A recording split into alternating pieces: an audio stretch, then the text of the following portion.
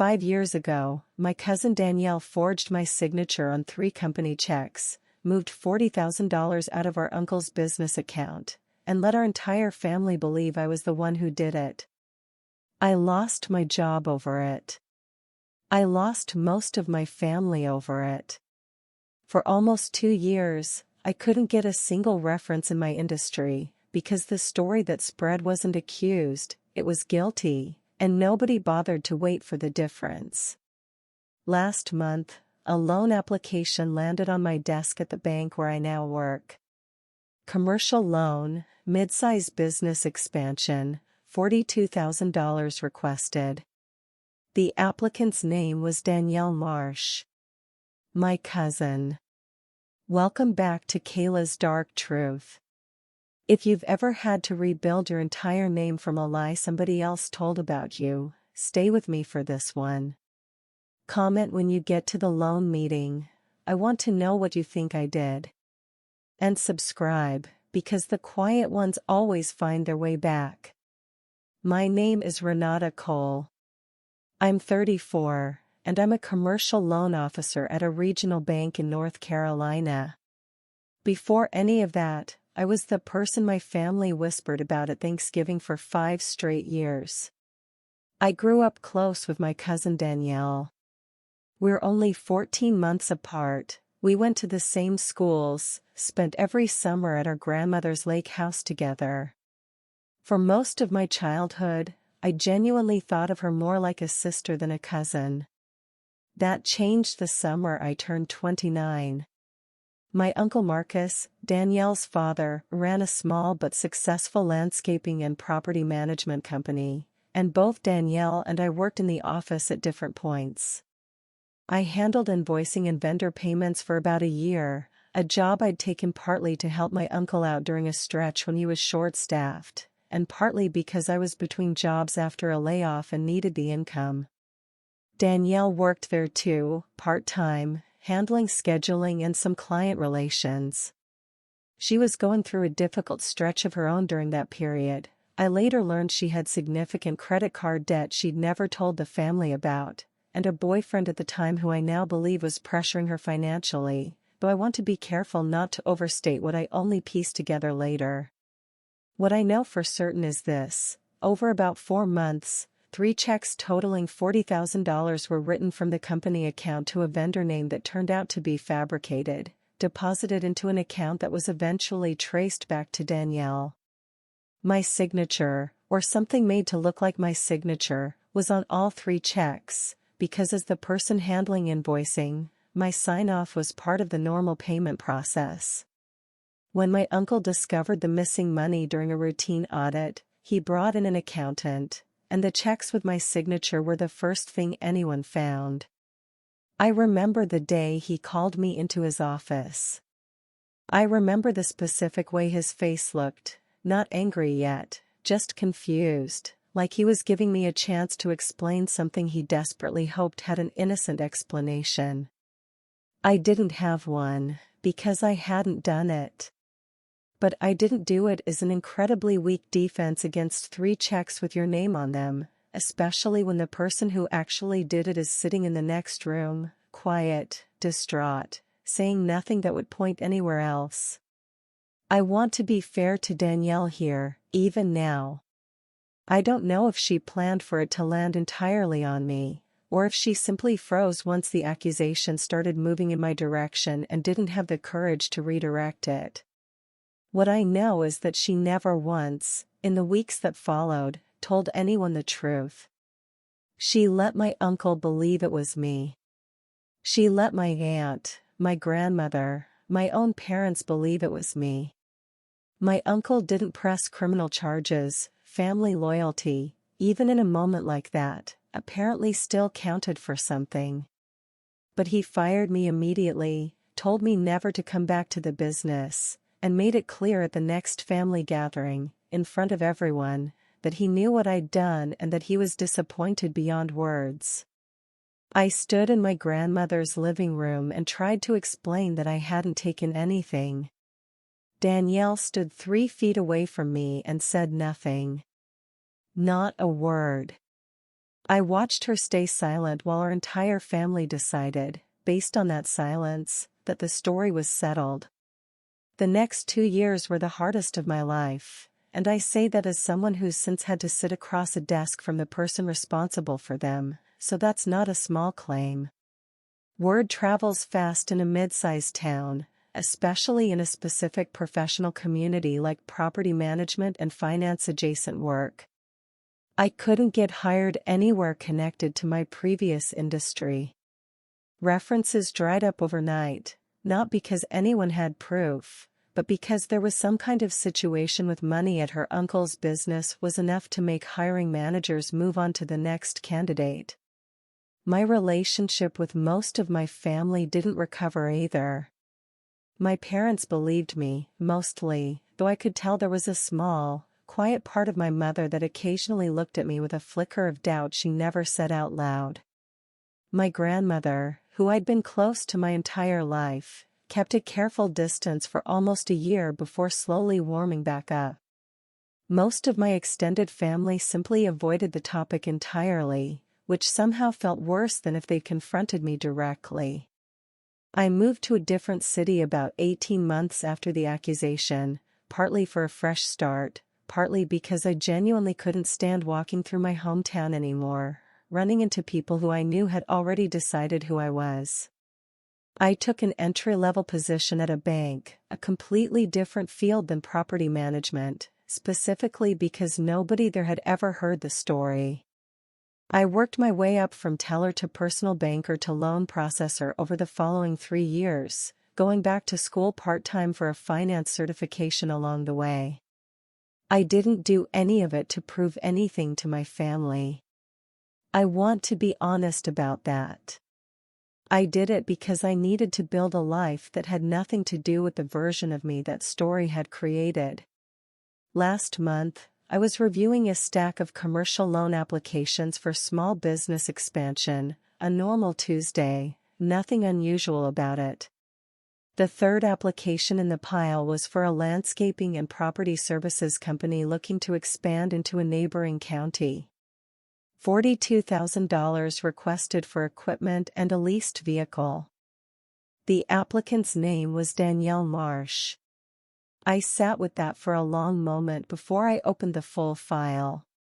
It turned out she'd started her own small landscaping business about 2 years after everything happened, ironically, in the same industry where the original crime took place. The business had modest but real revenue, a handful of employees, and a genuinely reasonable case for expansion financing. I had a choice at that point that I want to be honest about, because I think it's the most important part of this story. I could have recused myself from the file entirely. Most banks allow that when there's a personal conflict, and frankly, most people in my position probably would have. Part of me wanted to. I didn't particularly want to sit across from Danielle again, in any context. But another part of me, the part that had spent 5 years building a career specifically on being someone who evaluates situations fairly, on numbers and documentation rather than stories and family gossip, wanted to see this through myself. I told my manager about the family connection, as our policy requires for transparency, and she left the decision to me on whether to proceed or reassign it. I chose to proceed. Danielle walked into our branch on a Thursday afternoon for her scheduled loan consultation.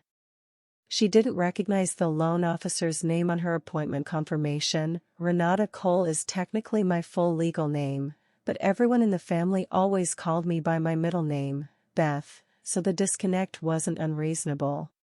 When she walked into my office and saw my face, she stopped in the doorway for a full 3 seconds before she said anything. "Beth," she said quietly. I didn't know you worked here." "It's Renata, professionally," I said. "Please, have a seat." She sat down slowly, visibly rattled, glancing at the folder in front of me like it might contain something other than her loan application. "I can reschedule with someone else, if that would be." "That's not necessary," I said. I'm going to review your application the same way I review every application that comes across my desk. Based on the numbers. She didn't say anything for a moment. Then, quietly, I owe you an apology I never gave you. I could have let that moment go, professionally, and simply moved forward with the loan review. Part of me almost did. But 5 years of silence had built up a question I genuinely wanted answered, and I decided I wasn't going to get a better opportunity than the one sitting in front of me. Why didn't you say anything? I asked. You stood in Grandma's living room and let everyone believe it was me. She looked down at her hands. I was drowning in debt that year. Marcus, she paused, the guy I was with then, he kept pushing me to find money, any way I could. I did something incredibly stupid, and then I was too scared to undo it. Every day that passed made it feel more impossible to say the truth out loud. She looked up at me, eyes wet. I told myself so many times I was going to fix it. I never did. And I've hated myself for it every single day since. Do you understand what it cost me? I asked, keeping my voice level, professional, even though this conversation was anything but. My job. My reputation. 2 years where I couldn't get hired anywhere in my field. Half my family looked at me differently for years. I know, she said. I know, and I don't have any excuse that makes it okay. I've thought about reaching out so many times. I didn't know how to face you. I let the silence sit for a moment. Does Uncle Marcus know now? The truth? She shook her head. No. I've never told him. I don't know how to, even now. I want to tell you that I told her exactly what she needed to do next. Go tell the truth, clear my name, make it right with the family. Part of me wanted to demand it. But I also understood, sitting there, that this wasn't a conversation I could resolve through a lone meeting, and that her guilt, real as it clearly was, wasn't something I was responsible for managing for her. That's between you and him, I said finally. I'm not going to tell you what to do with that. But I am going to finish reviewing your application, based on your business's numbers, the same way I would for anyone else. Her business financials were solid. 2 years of consistent revenue growth, reasonable debt-to-income ratio, a clear plan for how the expansion capital would be used.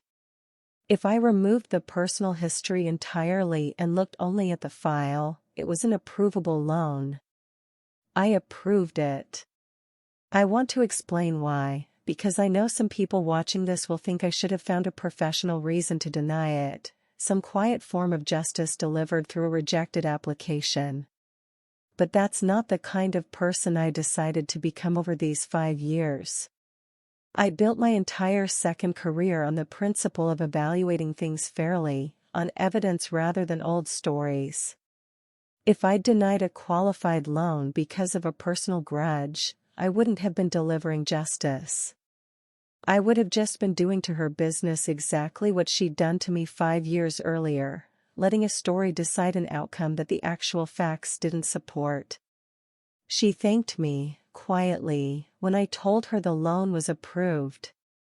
Before she left, she stopped at the door. I'm going to tell him, she said. Uncle Marcus. I don't know when, but I'm going to. You deserve that, even 5 years late. I hope you do, I said. For your own sake, more than mine at this point. 3 weeks later, my mother called me, her voice strange, careful. Danielle had gone to Uncle Marcus and told him everything.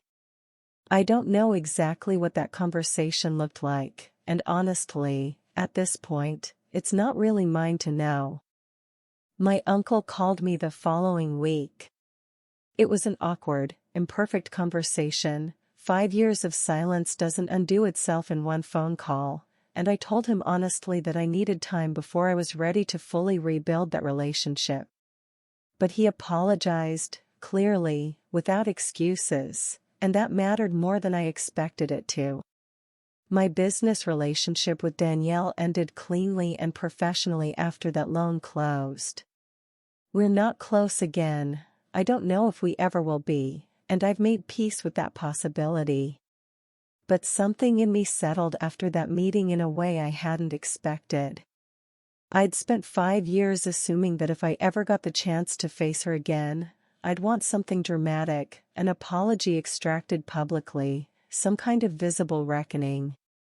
What I actually wanted, it turned out, was simpler.